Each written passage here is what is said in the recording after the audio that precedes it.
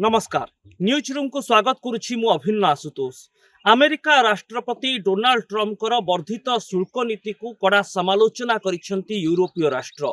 डोभास रे आयोजित विश्व अर्थनैतिक सम्मेलन रे यूरोपीय देशगुड़िक एकजुट होइचंती एवं डोनाल्ड ट्रम्पकर टैरिफ प्लान को एक कड़ा प्रहार करिबा पई प्रस्तुति मध्य आरंभ करिसेंती। एहाकु सामग्रिक भाव में यूरोपीय देश माने अग्रहणीय बोली कहिसेंती। एहा सहित एहा एक दमनकारी शुल्क बोली से माने विवेचना करिसेंती। सेपटे फ्रांस राष्ट्रपति इमानुएल मैक्रोन सबुठारु कड़ा समालोचना करी कहिसेंती जे अमेरिका एभली वर्धित शुल्क जारी करी यूरोपीय देशगुड़िक उपरे एक अर्थनैतिक चाप सृष्टि करबा पई चाहुछि, किंतु एहार कड़ा जवाब दियाजिबो एवं एहा सहित एक G7 बैठक डाकिबा पई मध्य से प्रस्ताव दैछंती। हेले फ्रांस राष्ट्रपतिंकर एभली प्रस्ताव को प्रत्याख्यान कर दैछंती अमेरिका राष्ट्रपति डोनाल्ड ट्रम्प। किंतु फ्रांस समेत डेनमार्क एवं तमाम यूरोपीय देश डोनाल्ड ट्रम्पकर वर्धित शुल्क नीति उपरे कड़ा प्रहार करबा पई वर्तमान प्रस्तुति चलाइछंती। एहारी भितरे फ्रांस रो राष्ट्रपति कहिसेंती डोनाल्ड ट्रम्प को उपरे एक सख्त प्रहार करबा को हेले सेमानंकु वाणिज्य बाजुका नीति आपणाइबाकु पड़िबो। अर्थात अमेरिका जेतेबेले एक वर्धित शुल्क प्लान लागू करुछि विभिन्न देश उपरे एहाकु प्रतिरोध करबा पई जो नीति रहिछि ताकु आपणाइबाकु पड़िबो, जहाकु ट्रेड बाजुका बोली कहा जाई थाए। तेबे ट्रेड बाजुका जदि यूरोपीय देशगुड़िक लागू करुचंती तेबे एही क्षेत्र रे से माने विश्व अर्थनीति रे अमेरिकार प्रभाव को कम करि परिबे। एथिपाई विभिन्न प्रकार कटकणा से माने अमेरिका उपरे लगाई परिबे। यूरोपीय राष्ट्र माने निजर जो टेंडर डाकिबे सेथिरे केवल यूरोपीय राष्ट्र माननकु शामिल हेबार सुजोग मिलिबो। एहा सहित बैंकिंग कथा कहा जाऊ किंबा यूरोपीय देश रे विभिन्न अर्थनैतिक कारबार रे मध्य अमेरिकार हस्तक्षेप को रुका जाई परिबो। जदि अमेरिका रो कोनोसी सामग्री आमदानी बा रप्तानी करा जाउछि ता उपरे मध्य वाणिज्य बाजुका माध्यम रे प्रहार करी एहाकु सीमित करा जाई पारे, जहा सीधा सड़क अमेरिकार अर्थनीति को प्रभावित करिबो। एणु ए दिगरे वर्तमान समय एकजुट हेबा पई कहिसेंती इमानुएल मैक्रोन। देखंतु पूरा विश्व रे अमेरिका हेउछि सबुठारु शक्तिशाली देश एवं एही शक्तिशाली देश रे अनेक बड़ बड़ कंपनी रहिछि, अनेक बड़ बड़ कंपनी रो मुख्यालय अमेरिका रे रहिछि। एणु ट्रेड कारबार रु मात्र 24% जीडीपी रो अंशदान पाइथा अमेरिका। एही दृष्टिरो अमेरिका अर्थनैतिक क्षेत्र में स्वयं संपूर्ण जेउथिपाई से अन्य राज्य उपरे अन्य देशगुड़िक उपरे अर्थनैतिक कटकणार धमक अति सहजरे दे पारुछि।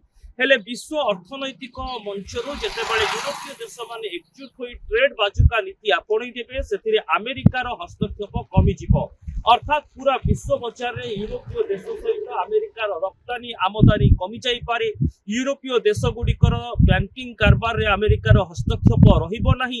एहा द्वारा अमेरिकार मनी फ्लो अधिकरु अधिक मात्रा रे प्रभावित हेबो। एही क्षेत्र रे डेनमार्क राष्ट्रपति मध्य कहिसेंती जे अमेरिकार राष्ट्रपति डोनाल्ड ट्रम्प जो वर्धित शुल्क लागू करी मध्यम क्षमतासीन राष्ट्रगुड़ी को डराइबा पाई उद्यम करुचंती सेथिरे से सफल हेबे नाही एवं एहाकु यूरोपीय देश माने मिलित भावरे विवेचना करी एहा विरोध रे छिड़ा हेबार आवश्यकता रहिछि। सबुठारु अधिक और कटु समालोचना करिसेंती कानाडार प्रधानमंत्री। कानाडार प्रधानमंत्री कहिसेंती जे डोनाल्ड ट्रम्प एक विभाजनकारी नीति आपणाइछंती एवं वर्धित शुल्क नीति माध्यम रे से अर्थनैतिक एवं भौगोलिक विभाजन पई चिंता करुछंती, जहाकु प्रतिहत करिबाकु हेले देशमाने एही मंचरु एकजुट हेबा दरकार।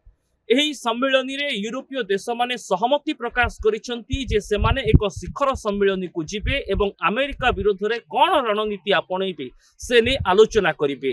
अर्थात वर्तमान समय यूरोपीय देश बनाम अमेरिका एभली एक स्थिति सामना को आसीबा को जाउछि जहा पूरा विश्वर अर्थनीति को प्रभावित करिबो। डोनाल्ड ट्रम्प भारत उपरे मध्य 50% वर्धित शुल्क लगाइछंती। से भारत को मध्य गोटी समय धमक देइथिले जे रूस सहित तैल कारबार कले एभली शुल्क आगको आहुरी वृद्धि पाइबो। एथिपाई भारत रूस सहित तैल कारबार को कमई देइछि सत, किंतु विश्व मानचित्र रे विभिन्न देश सहित भारतर मध्य गठबंधन बड़ रही। एणु डोनाल्ड ट्रम्प विरोध में जेतेबेले यूरोपीय देश माने एकजुट हेउचंती तांको रूस और चीन रो समर्थन मिलिबा मध्य स्वाभाविक। रूस और चीन विरोध में अमेरिका अनेक एजेंडा आपणैछि। आ जदि वर्तमान यूरोपीय देश को साथ देउछंती रूस और चीन भली देश और भारत निजर आभिमुख्य को यार भितर संतुलित करि पारुछि। तेबे डोनाल्ड ट्रम्प को ऊपर एक तो सख्त अर्थनैतिक प्रहार हेबो ए कथा को केही एड़ाई दे जाई परिबे नाही। सेपटे डोनाल्ड ट्रम्प कहउचंती जे ग्रीनलैंड दखल अभियान को अमेरिका बंद करिबो नाही।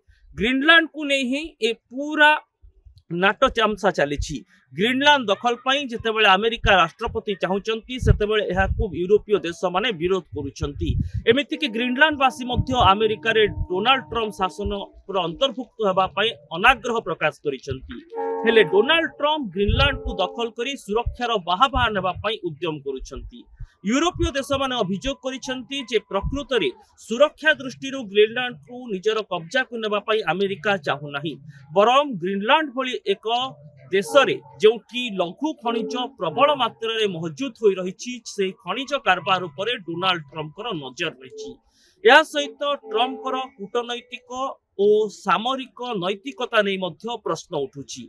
डोनाल्ड ट्रम्प दर्शक बंधु यार भितर आउ एक बड़ कथा मध्य कहिसंती। विश्व अर्थनैतिक मंचरो जेतेबेले ग्रीनलैंड दखल कथा डोनाल्ड ट्रम्प कहउतिले से कहिथिले जे भारत और पाकिस्तान भितर युद्ध विरति पाई से गोटे समय चेष्टा करथिले। रूस यूक्रेन युद्ध विरति पाई मध्य से उभय रूस और यूक्रेन राष्ट्रपति जोगाजोग करथिले। हेले आपनकु मु किछि दिन तलर एक रिपोर्ट मने पकई देबा पाई चाहिबी जो थिरे नॉर्वे प्रधानमंत्री को डोनाल्ड ट्रम्प चिठी लिखिथिले एवं कहिथिले जे से 8टी देश रे युद्ध रोकिबा पाई सक्षम होइचंती किंतु तांको नोबेल पुरस्कार मिलु नाही। अर्थात नोबेल पुरस्कार पाई डोनाल्ड ट्रम्प कर केते आशा बा लालसा रहिछि ताहा जल जल होई देखा जाइथिला। आउ जे पर्यंत तांको नोबेल पुरस्कार शांति पाई मिलु नाही से पर्यंत से शांति बजाय रखिबा दिगरे काम करिबे नाही। एठी गोटे कथा स्पष्ट जे भारतर कॉन्टेक्स्ट जदि आसीबा डोनाल्ड ट्रम्प जो कथा कहिसंती अर्थनैतिक मंचरू जे भारत और पाकिस्तान भितर युद्ध विरति को कम करिबा पाई से उद्यम करिथिले। अर्थात प्रकृत रे डोनाल्ड ट्रम्प नोबेल शांति पुरस्कार पाइबा पाई भारत जेतेबेले पाकिस्तान विरोध रे आतंकी दमन अभियान को जोरदार करुथिला ता उपरे रोक लगाइबा पाई उद्यम करिथिले कि ए नै मध्य ट्रम्प नैतिकता को प्रश्न करा जाउछि। ए तमाम घटना भितरे वर्तमान समय कनाडा कथा कहा जाऊ, डेनमार्क कथा कहा जाऊ, फ्रांस कथा कहा जाऊ किंबा तमाम यूरोपीय राष्ट्र डोनाल्ड ट्रम्प एक छत्रवाद नीति उपरे एक बड़ धरणर अर्थनैतिक प्रहार करिबे। एणु भारत मध्य एथिरे आगकु आसु एवं भारत मध्य गोटे निर्णायक भूमिका ग्रहण करू कहीं जेतेबेले पाकिस्तान उपरे ऑपरेशन सिंदूर करुथिला भारत ठीक सेतेबेले डोनाल्ड ट्रम्प पाकिस्तान सह जोगाजोग करी भारत विरोध में चाप पकाउथिले आक्रमण को कम करिबा पाई। आ एक कथा जेतेबेले ट्रम्प निजे स्वीकार करूछंती।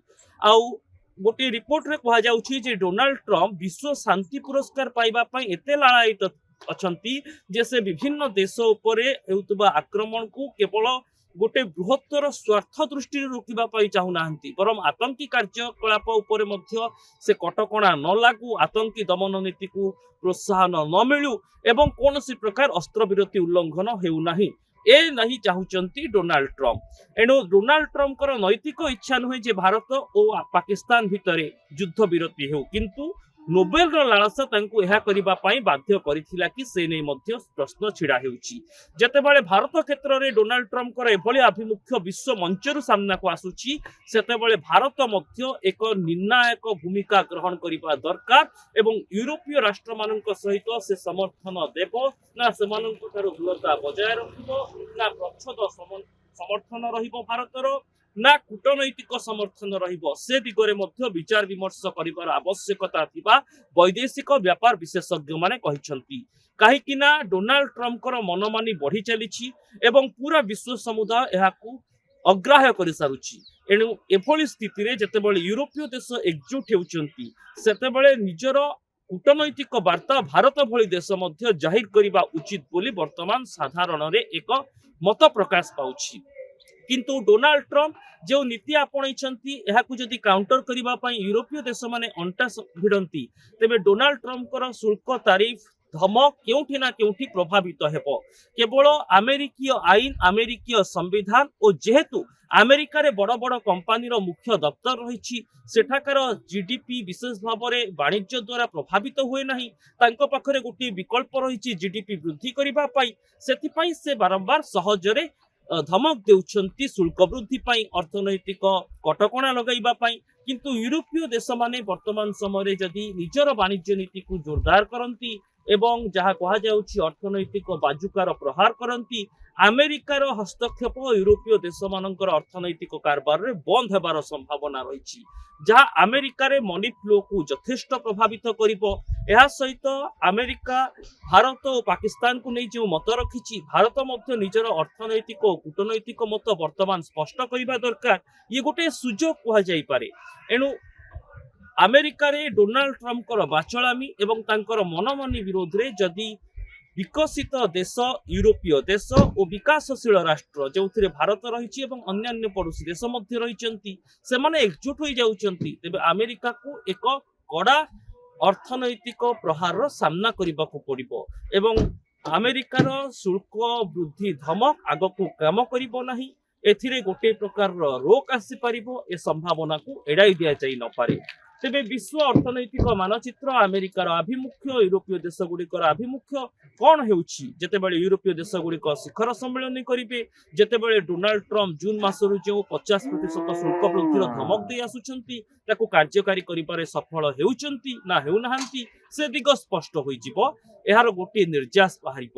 କିନ୍ତୁ ବର୍ତ୍ତମାନ ମଧ୍ୟ ଆମେରିକାର एकपाखिया और एकचाटिया अर्थनैतिक दमन नीति उपरे रोक लगाइबा पाई यथेष्ट सुजोग यूरोपीय देश पाखरे रहिछि एवं अन्यान्य देशर जदि समर्थन मिले यूरोपीय देश एक बृहत शक्ति भाव में अमेरिका को चैलेंज करि परिबो। दर्शक बंधु, एभली रिपोर्ट देखिबा पाई न्यूज रूम रो सोशल मीडिया साइट यूट्यूब और फेसबुक रे हमकु लाइक करंतु, आम वीडियो को शेयर करंतु, आम चैनल को सब्सक्राइब करंतु एवं कमेंट बॉक्स रे निजर मतामत लिखिबा पाई आदौ भूलंतु नहीं। रहुछि, नमस्कार।